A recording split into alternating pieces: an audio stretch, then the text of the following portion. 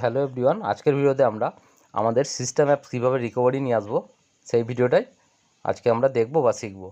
দেখুন, আমরা ফোন কেনার সময় আমাদের বিভিন্ন কিন্তু ফোনে অ্যাপস থাকে যেগুলো আমাদের প্রয়োজন নেই। তো আমরা কি করি, সেই অ্যাপসগুলো কিন্তু আমরা আনইনস্টল করে দিই। তো সেই আনইনস্টল করার পরে আমরা সেই অ্যাপসগুলো পরে কীভাবে রিকভার করতে পারবো সেই ভিডিওটাই আজকে দেখব। চলুন দেখুন, আমি বেশ কিছু অ্যাপস আমার ফোনে আছে, আমার যেগুলো প্রয়োজন হয় না আমি সেই অ্যাপসগুলোকে আনইনস্টল করে দিচ্ছি।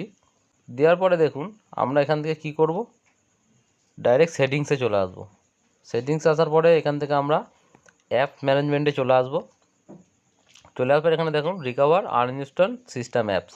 এইখানে আমরা ক্লিক করার পর দেখুন যে অ্যাপসগুলো আমরা ডিলিট করেছি, যখন দেখুন আমার স্ক্রিন লকটা দরকার, যেহেতু আমার ফোনটা অনেক পুরনো, আমার ফোনের লক সুইচটা কাজ করছে না, একবারেই ড্যামেজ হয়ে গেছে। তো এখানে আমরা এই ইনস্টলে ক্লিক করব।